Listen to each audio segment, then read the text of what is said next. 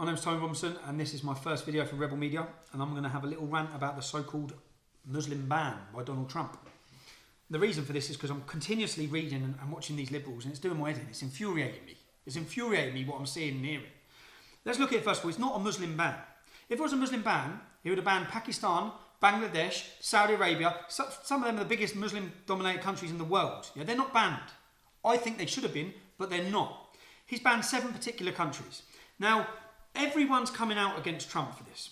I turn my TV on, you'd think the whole world, every politician, the whole media, all the general public would hate what he's done. The majority of Americans support what he's done. The majority of British people, if they were given a choice and a vote on stopping people from these countries, they too would do it to save their countries. Now, let's look at why he's done it. Or let's look at the amount of backlash he's getting. Previous American leaders. Bush stopped enforced bans on people from 6 countries. Clinton enforced bans on people from 6 countries. Obama done it. Reagan done it. This is nothing new. Yeah? Now let's look at why Trump may have done this in the first week he's got on. And another thing why people are so shocked. People are so shocked, even I'm shocked, is because Donald Trump promised things. And politicians always promise things in their election campaigns. They get in power, they don't do it. Yeah? Donald Trump's done it all in 1 week. Yeah? 1 week. Salute, sir. Everything he promised, he has done. He has done already. Yeah. Now, why would he do it? Him coming into a country that was governed and run by Barack Hussein Obama. Barack Hussein Obama put and helped install the Muslim Brotherhood in Egypt. The Muslim Brotherhood will soon, probably, hopefully, thanks to the Trump administration, be prescribed as a terrorist organisation. Okay? He stood by whilst ISIS flourished. Every decision he made was pro-Islamist, political Islam. Yeah? It's like he was working for them in the White House. So why, when Trump gets in, the first thing he'd do is put a temporary hold, until he gets his house in order, until he makes sure that the vetting is 100%, that he is doing everything he can to protect the American people. Now let's just look at it as though, say he didn't do this, say he didn't put in this temporary ban, and say a Somali refugee come to your country, in America, in 2 months, and went on a terrorist attack. Everyone would be crying out and screaming out at him, why didn't he do that? He has promised to do it to his electorate. He was voted in to do it. So don't get surprised and shocked and start crying and screaming with all your liberal posters at airports when he does it.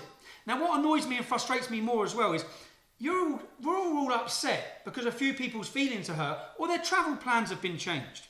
Barack Obama, Rihanna, you're one as well. Rihanna, the pop star Rihanna. She's come out screaming and kicking. Barack Obama, for the last 12 months, every single day, dropped bombs on 5 of the 7 countries that Donald Trump has put this ban about. What did Rihanna have to say about that? What did all the politicians have to say about that? What did all the celebrities have to say about that? All you people running around with your little liberal stupid banners at airports, what were you doing about that? Nothing. He's not dropping bombs on people. He's merely saying temporarily you can't come in whilst we look at our security. Now, while we're on the topic of what refugees could do when they come in, if Europe would have implemented 12 months ago a ban on refugees, 200 more people would be alive today. Okay? 200 more people. 5 of the terrorists from the Paris attacks were refugees. The man who drove the lorry into the Christmas market in Berlin, killing 12 people, including children, was a refugee. Every single day. It's not like you liberals don't have the news and don't have evidence to look at what's happening. Every single day, whether it's 1,000 girls raped and attacked in Cologne on New Year's Eve, every single day, women are being attacked and beaten and raped by refugees. Okay? Get it in your head. What he's done, what Donald Trump is doing, is to protect the American people. It is okay as Americans and as British people to ask, what do we get out of these people coming into our country? What do we get? I'll tell you what you get, what you would get and what you will get if you keep letting them in. You'll get what Europe's got. You'll get in the UK, we pay £9 billion a year to our security services to monitor 4,000 would-be jihadists 24 hours a day, 7 days a week. The enemy are here. Okay, Donald Trump's trying to stop them getting into your country, which you're all crying and screaming about, but they're already here. What benefits do you get? I don't know. Because in England, we don't get many benefits. If you just want to look at Bradford, 70% of Pakistanis marry their first cousins. Do you know how much that costs us for the deficiencies in the children? The benefits. All of these things, FGM, female genital mutilation, where they're cutting the clitorises of young girls. 66,000 British girls. These are all the problems that you will import into your communities. There is, if you look at the people from those 7 countries that have been listed, and you look to Europe, and tell us where any of those people as a community have settled, have integrated or assimilated well. At all. Nowhere. The evidence is all there for you. It's not working in Europe. Europe's being destroyed. So you must learn from our problems, which Donald Trump seems to know what's going on, and he seems to understand it. And he also gives 0 fucks, which is quite refreshing. But, so again, just so I'll review it one more time, or I'll go over it one more time. You wish to stop refugees. It's not because people don't want to help the refugees. It's not because they don't think they need help or out of badness in your heart. He's doing it to protect American people. Protect American people. And Mo Farah, one thing, because Mo Farah's come out in this, with all the fake news, the more fake news around this issue, that's why I'm getting infuriated watching it. Whether it be the Iranian actor who's coming for the Oscars or whatever he's coming from, saying, I'm not now going to get in. Yes, you are. Read the ban properly. It says clearly each case will be looked at by the security services. You will get in. The Muslim so-called conservative politician in the UK saying, I can't get in. Yes, you can. You could probably fly there next week. Stop lying. It's all fake news.